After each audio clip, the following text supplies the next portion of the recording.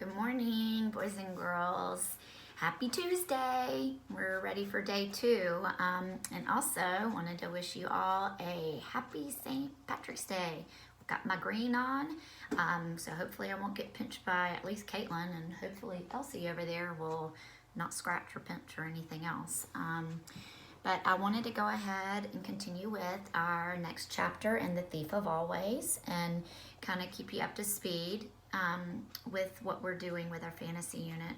I know some of you've already emailed me and asked me if we would please continue the fantasy unit. And so I am making some adjustments to what we're doing so that you guys can continue with what we've already learned and to continue that work. You guys are doing an amazing job with it, so we'll continue to work with that. So back to The Thief of Always. Yesterday we left off where Harvey's back in the Holiday House. He is looking for Mrs. Griffin, and he has found his way down to the basement where there's a coffin, a box so to speak, and he's broken open the lock. Now he's waiting to see if it's Karna or is it indeed Mrs. Griffin that he's going to get out of this box, this coffin. Okay, it's called The Bitter Truth. He almost shouted out loud, seeing the terrible state that poor Mrs. Griffin was in. She was staring up at him with wild eyes, her hair pulled out in clawfuls, her face purple with bruises, and a foul rag had been stuffed into her mouth. Harvey carefully removed it, and she began to speak, her voice a hoarse whisper. "Thank you, my sweet, thank you," she said. "But oh, you shouldn't have come back. It's too dangerous here. Who did this to you? Jive Rictus." "But he ordered it, didn't he?" Harvey said, helping her up. "Don't tell me he's dead, because I know that doesn't matter. Hood's here in the house, isn't he?" "Yes," she said, holding on to him as she climbed out of the box. "Yes, he's here, but not in the way you think." She began to weep, the tears clogging her words. "It's all right," Harvey said. "Everything's going to be all right." Her fingers went up to her face and she touched the tears. Think about that sentence right there, because remember what she said earlier in the text about Harvey weeping. Why is she touching her face? I thought I'd never cry again," she said. "Look what you've done." "I'm sorry," said Harvey. "Oh, no, my sweet, don't be sorry. It's wonderful." And she smiled through her tears. "You've broken his curse on me." "What curse?" "Oh, it's a long story." "I want to hear." "I was the first child who ever came to Hood's house," she said. "This was many, many years ago. I was 9 when I first walked up the front path. I'd run away from home, you see." "Why?" "My cat had died and my father refused to buy me another, and what do you think Rictus gave me the very day I arrived? 3 cats," said Harvey. "You know how this house works, don't you?" Harvey nodded. "It gives you whatever you think you want. And I wanted cats and a home and..." "What?" "Another father." She shivered with fear, remembering the horror. "I met Hood that night. At least I heard his voice." Stu Cat had come to her feet, and she paused to stoop and gather the creature into her arms. "Where did you hear him?" Harvey asked. "In the attic at the top of the house. And he said to me, 'If you stay here forever and ever, you'll never die. You'll grow old, but you'll live until the end of time and never weep again.' And that's what you wanted?" It was stupid, but yes, I did. I was afraid, you see, afraid of being put into the ground like my cat. A new wave of tears came running down her pale cheeks. I was running away from death. Straight into its house, Harvey said. Oh, no, my child. Mrs. Griffin said, Hood isn't death. She wiped away her tears so as to see Harvey more clearly. Death is a natural thing. Hood isn't. I would welcome death now, like a friend. I'd driven away from my door. I've seen too much, my sweet, too many seasons, too many children. Why didn't you try to stop him? I have no power against him.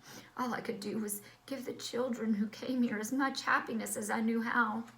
So how old are you? Harvey asked her.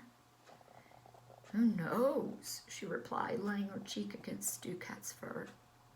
I grew up and old in a matter of days, but then the passage of time seemed to lose its hold on me.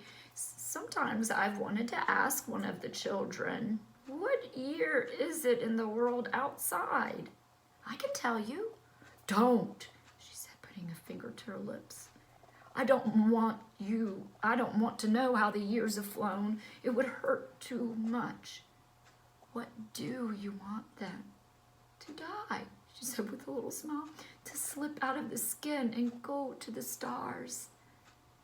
Is that what happens? It's what I believe, she said. But Hood won't let me die, not ever. That'll be his revenge on me for helping you to escape. He already had Blue Cat killed for showing you the way out. It's going to let you go, Harvey said. I promise.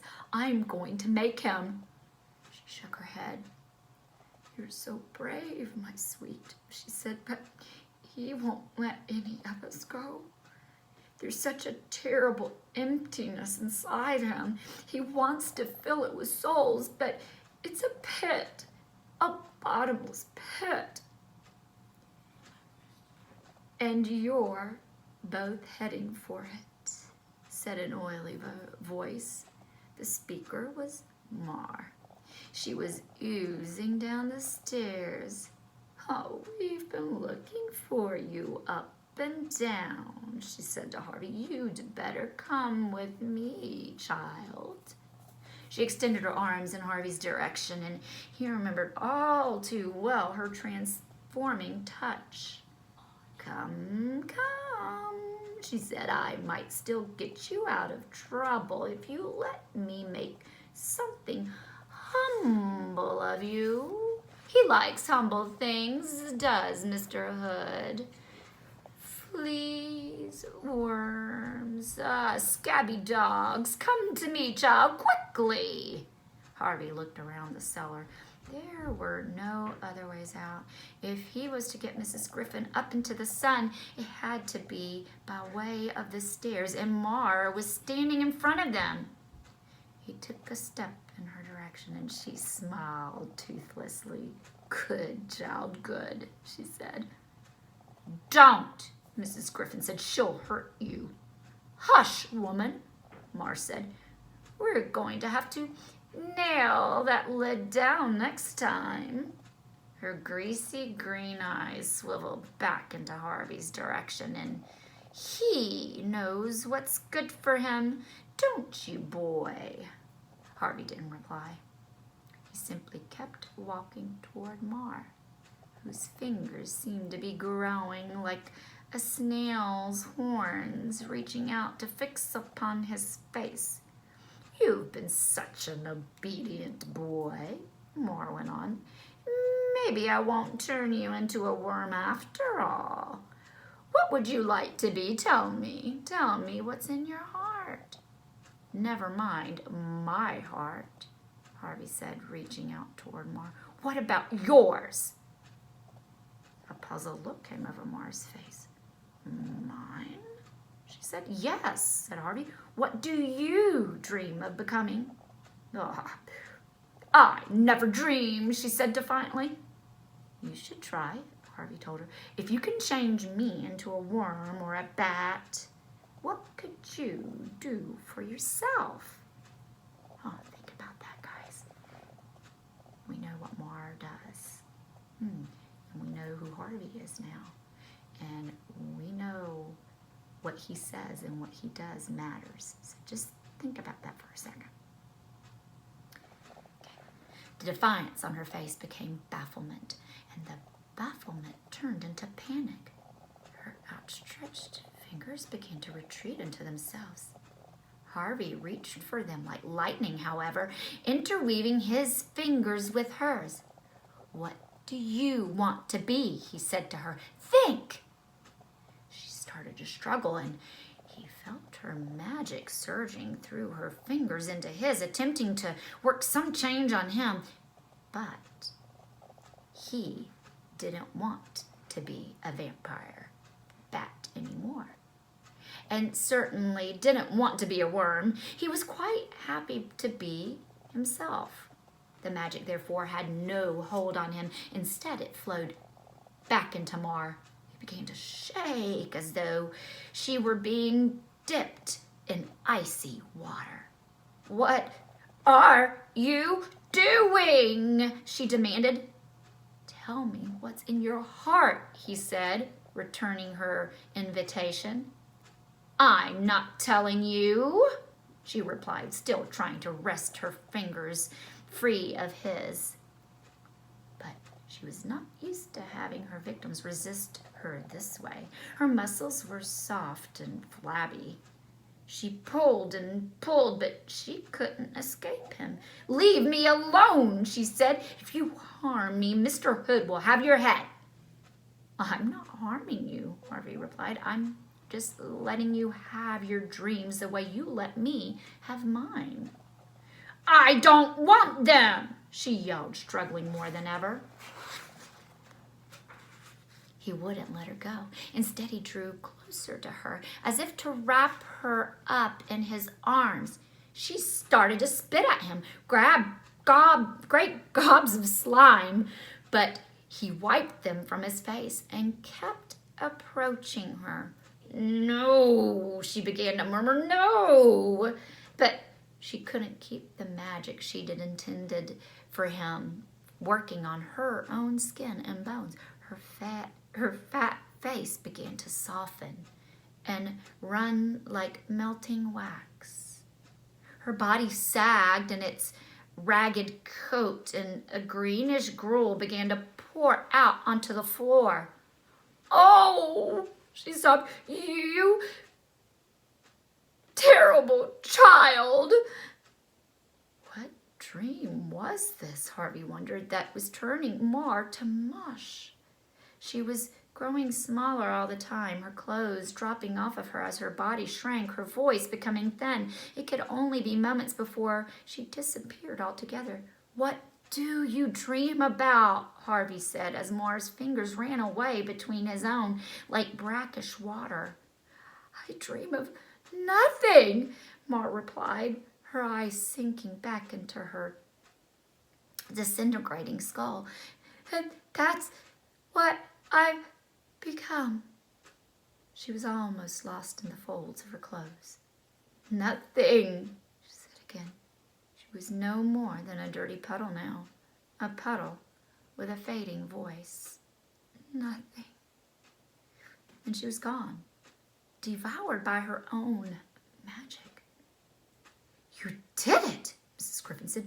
Child, you did it. 1 down, 3 to go, Harvey said. 3, Rictus, Chive, and Hood himself. You're forgetting Karna. Is it still alive? Mrs. Griffin nodded. I'm afraid. I've heard its shrieks every night. It wants revenge. And I want my life back, Harvey said, taking her by the arm and escorting her, still carrying Stu Cat to the bottom of the stairs. I'm going to get it, Mrs. Griffin. Whatever it takes, I'm going to get it. Mrs. Griffin glanced back at the heap of clothes that marked the place where Mar had vanished into thin air. Maybe you can, she said, with astonishment in her voice. of all the children who've come here, maybe you're the one who can beat Hood at his own game. So that's the end of that chapter. So it continues to kind of grow, problem after problem. Again, what we talked about with fantasy, where the problems just kind of go in and out of each other. To build that suspense. Okay, now we're getting to know Harvey really well, and Harvey is a pretty cool kid, because he wants his life back. He's going to do everything he can to not just get his own life back, but also to get the life back for Mrs. Griffin and all the other children. So we've learned by some of his character traits already that he is brave, he's determined. So just that scene with Mar alone, think about that and how he portrayed those character traits just with that. And he's able to see through some of these other characters, by having met them and kind of looking at what drives them and then working it backwards so that he can eventually take them down. So start to kind of make some predictions about how he might approach Rictus, how he might approach Jive, Karna, and at last Mr. Hood himself. So those are just some things to start thinking about as we see that he is continuing just to fight for all of them. Okay, so those fantasy traits and characteristics, go back and look at that anchor chart that I posted yesterday, guys. That should really help you. If you guys would like, I am going to post also a short lesson about The Lion, the Witch, and the Wardrobe, just so that we can kind of continue that work too, and just some thinking things that you can do with that. So the next one that we were going to talk about was when Aslan meets Jadis. So kind of let me know if that's something you guys would be interested in. I'll just do a short mini lesson, post the videos of that. Thank you, Caitlin. She's in here listening to this story. Sorry, I'm totally off topic right now. So she's enjoying the read aloud as well, I think. But let me know what your thoughts are about that. Parents, kids, email me. I'm here, okay? I want to help. I want to do what's best for you guys in these strange circumstances, okay? Stay healthy. I love all you guys, and I'll be talking to you soon.